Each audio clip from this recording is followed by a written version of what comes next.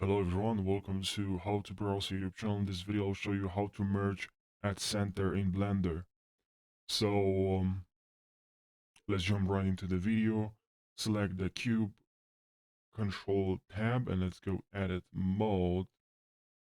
And here, if you want to merge at center in Blender, what you have to do, let's select this face and press I to insert a face, and then let's add another one. And if you want to merge at center, now what you can do is to select this, and now you can press on M.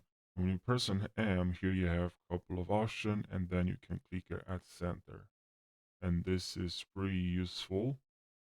You can also go to mesh.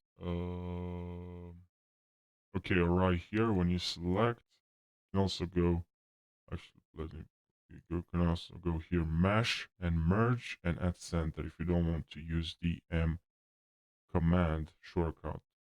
Okay. So I hope this video helped you. Thank you for watching, and don't forget to subscribe for more tutorials. I'll really appreciate that. Thank you.